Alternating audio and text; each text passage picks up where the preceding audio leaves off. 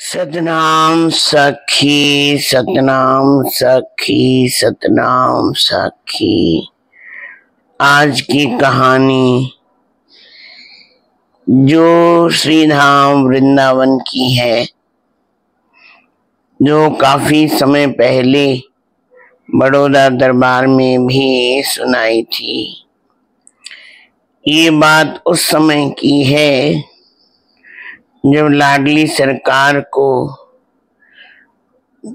तीज पर मेहंदी लगाई जाती थी, तो किसी प्रेमी के मन में विचार आया कि ताजी मेहंदी पीस कर लाडली सरकार को भेंट की जाए। जब वहां देने के लिए गए तो पुराना समय था, तब न सीढ़ियां थी, टूटा फूटा रोड था और थकावट भरा रास्ता था। तब 3 संत वहां से चले। जब रात को देर से पहुंचे तो एक ने पूछा कि भोजन की क्या व्यवस्था है, तो बोले जा रहे हैं महारानी के धाम पर,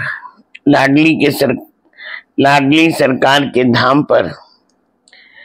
जिनके यहाँ जा रहे हैं वो व्यवस्था लाडली जी करेंगी, और सचपच में जिनको विश्वास है वो लाडली सरकार उन्होंने।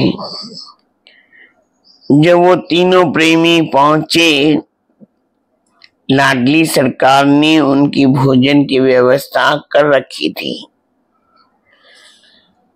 पुजारी जी दौड़ते दौड़ते तीनों का नाम पुकारते हुए आए, भोजन कराया। पहले के समय में अंदर के लोग अंदर, बाहर के बाहर ताला लगा दिया जाता था, प्रेमी अंदर सो जाते थे। अब तीनों प्रेमी बहुत थके हुए थे, बड़े दूर से आए हुए थे। उनकी इच्छा थी कि कोई तेल मालिश कर दे तो सारी थकावट उतर जाए। भगवान कृष्ण अपनी प्रेमियों की मन की भावना जान गए और उन्होंने तेल वाले का रूप धारण किया। लाडली सरकार के महल पर पहुंचे और उन्होंने तीनों की अच्छी से मालिश की। जब वो भेंटा देने लगे तो महाराज ठाकुर जी कहने लगे कि मैं इधर ही रहता हूँ, सुबह आकर के ले लूंगा और मैं सबकी तेल मालिश करता हूँ। ऐसी तेल मालिश हुई, थकावट का नाम नहीं रहा, एकदम फ्रेश उठे, थकावट गुम हो गई। अब सब कार्य हो चुका था, बाकी एक कार्य रह गया था। कौन सा? तेल मालिश की भेंटा देना। उन प्रेमियों ने बहुत ढूंढा, पर वो तेल मालिश वाला मिला नहीं। किसी प्रेमी ने किसी पुजारी जी से पूछा, यहाँ कोई तेल मालिश वाला है? बोले महाराज यहाँ तो रात को गेट पे ताला लग जाता है, कोई अंदर आ ही नहीं पाता। जब उन्होंने सुना और जब पूछा भी कोई तेल वाला, बोले यहाँ तो कोई तेल वाला है ही नहीं, कोई तेल मालिश करने वाला नहीं है।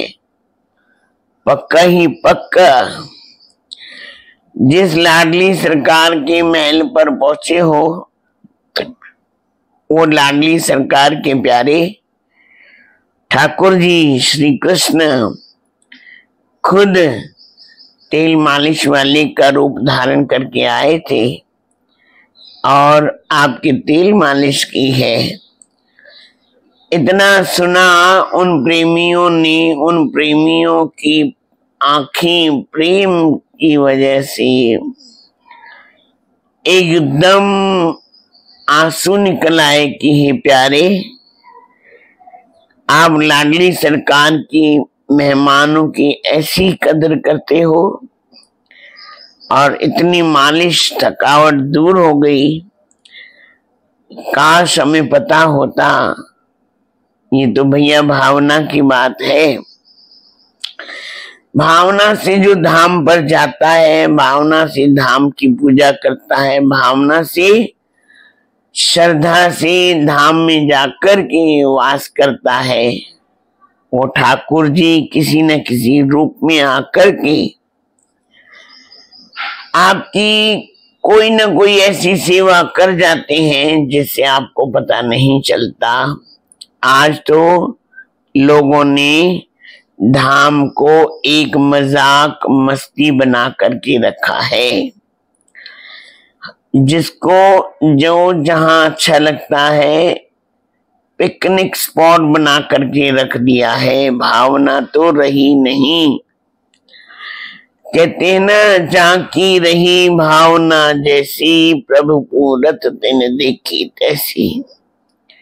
जिसके मन में जैसी भावना हो, भाव ही ना होगा तो ठाकुर जी कहाँ से आएंगे। भाव ही ना होगा तो लाडली सरकार कहाँ से आएंगी।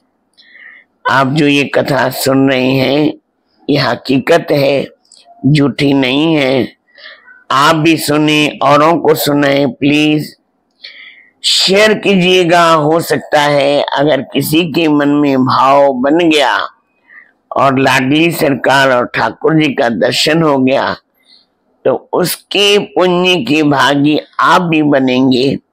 इसलिए जय लाडली सरकार, जय ठाकुर जी, जय वृंदावन बांकी बिहार, जय राधा वल्लभ, जय राधा दामोदर, जय राधा रमण। इसलिए प्रेमियों, प्यारों, जरूर शेयर करना, अपना समझना, सुनना, ध्यान से सुनना, अपने अंदर में भावना जगाना, भगवान के प्रति श्रद्धा रखो, विश्वास रखो। अगर श्रद्धा विश्वास नहीं है तो भगवान कभी भी आपके पास आ नहीं सकते हैं।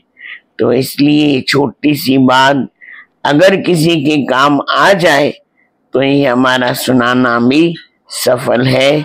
सतनाम साखी, सतनाम साखी, सतनाम साखी। जिए शहंशाह साईं, जिए शहंशाह साईं, जिए शहंशाह साईं। धन गुरु देव राम, धन गुरु।